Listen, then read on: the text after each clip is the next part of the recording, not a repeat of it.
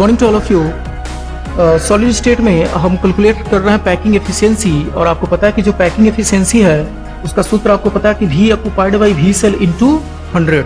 साथ ही साथ हम रिक्त स्थान या ऐसे कहिए कि खाली स्थान भी उस एकक कोष्ठिका में हम कैलकुलेट करते हुए चल रहे हैं।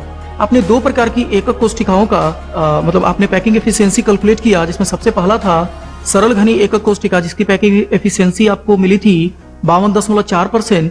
उसके बाद आपने कैलकुलेट किया है FCC या जिसको हमने बोला फलक केंद्रित आद्य घनीय एकक कोष्ठिका, जिसमें आपको पैकिंग एफिशिएंसी पिछले में आपने देखा होगा 74% मिली थी, और उसमें वायर्ड स्पेस या ऐसे कहिए कि रिक्त स्थान आपको 26% मिला था। अगले प्रकार की जो एकक कोष्ठिका है जिसको हम बोलते हैं अंतः केंद्रित घनी एकक कोष्ठिका, या इसी को बोलते हैं हम body centred cubic unit cell. तो इसको जनरल सिंपल में इसको BCC मतलब BCC लैटिस बोला जाता है, या बस BCC से इसको डिनोट किया जा सकता है। आपको पता है कि जो BCC लैटिस है उसमें एटम्स जो है कॉर्नर पे होते हैं, और एक एटम उस पूरे एकक कोष्ठिका के बिल्कुल इन सेंटर या ऐसे कहिए अंतः केंद्र में उपस्थित होता है। और फिर आपने उसके सहायता उसमें Z कैलकुलेट किया हुआ है, और उसके एज लेंथ और एटॉमिक रेडियस के बीच में भी आपने रिलेशन कैलकुलेट किया हुआ है। पिछले वीडियोस में आप देखेंगे तो आपको सब कुछ आपको वहां पे अवेलेबल है, आप देख सकते हो।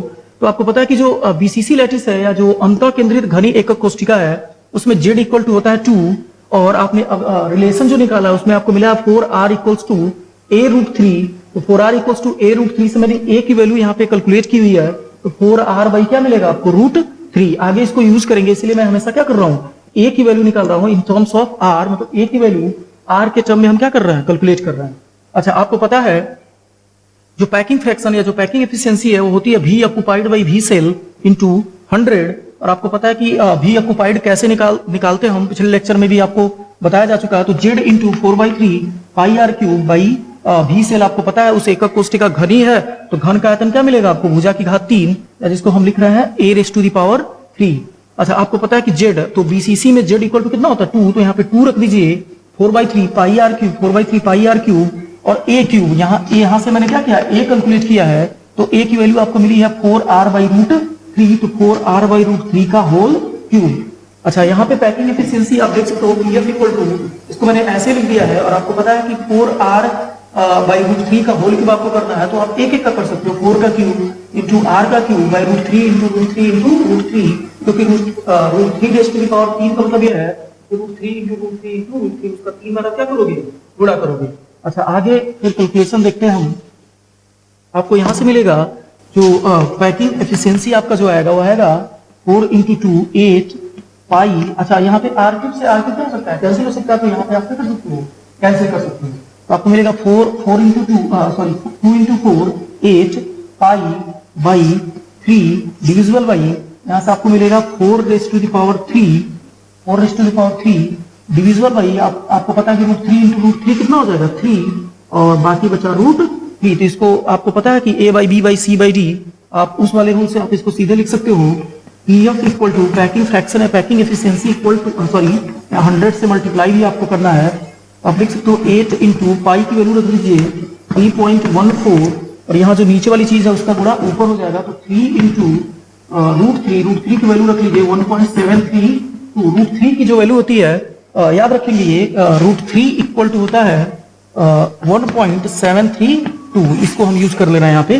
तो 3 इंटू √3 डिविजिबल बाई, आप देख सकते हो यहाँ पे क्या है 3 into 4 raise to the power 3 into 4 raise to the power 3, और इसमें आप 100 का क्या करेंगे मल्टीप्लीकेशन करेंगे, और आप इसको क्या कर सकते हो, यहाँ 4 रेज़ टू द पावर 3 को आप लिख सकते हो 4 इंटू 4, फिर आप 4 1 जा 4, 4 2 जा 8, और फिर 2 1 जा 1, और 2 2 जा 4, और फिर जो क्वांटिटी आपको मिला है PF क्या बचा है, यहाँ पे मिलेगा आपको 3.14 into 3 into 1.732 into 100 divisible by 3 into 4 into 2, और आप इस पूरे को जब सॉल्व करोगे तो आपका निकल के आएगा, ये कैलकुलेशन आप घर पे करिएगा, पैकिंग एफिशिएंसी आपका आएगा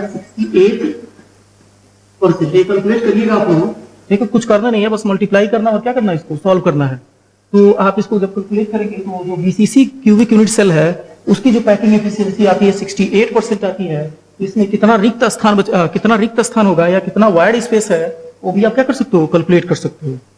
अच्छा, जो होमवर्क है आपको सॉलिड स्टेट में जो होमवर्क है वो आपको मैं मतलब सेंड कर दूंगा ग्रुप में, जो भी है उस ग्रुप में मैं मतलब क्वेश्चन सारे लिख के पेज में क्या करूंगा, सेंड कर दूंगा, और आप क्या कर सकते हो, क्वेश्चन सॉल्व कर सकते हो। ज्यादातर क्वेश्चन अभी सॉल्व हो जाएंगे। आप एनसीईआरटी का बुक उठाइए क्लास 12th का, और उसमें मतलब क्वेश्चन नंबर 1 से लेके क्वेश्चन नंबर, मान के चलिए आप, एक मिनट, क्वेश्चन नंबर 1.21 या ऐसे कहिए कि क्वेश्चन नंबर 1.20, मतलब 20 क्वेश्चन तक आप क्या कर सकते हो, ट्राई कर सकते हो। कोई डाउट हो तो आप फिर मुझे जरूर बताएं, मैं उसको फिर मतलब एक वीडियो मैं लास्ट में आपको बनाऊंगा जिसमें सारे क्वेश्चन का सॉल्यूशन होगा एनसीईआरटी के एक्सरसाइज का। तो सबसे लास्ट में आपको वीडियो बना के मैं सेंड कर दूंगा सॉल्यूशन। लेकिन आप ट्राई कर सकते हो क्वेश्चन नंबर 1 से लेके क्वेश्चन नंबर 20 तक एनसीईआरटी, और साथ में आपको पता है कि एनसीईआरटी में कुछ पाठ्य निहित क्वेश्चन भी दिए हुए हैं, तो उसको भी आप क्या करते चलो, साथ साथ सॉल्व करते चलेंगे। और जहां कोई डाउट आता है तो फिर आप क्या कर सकते हो, आप पूछ सकते हो जब चाहो तब। Thank you.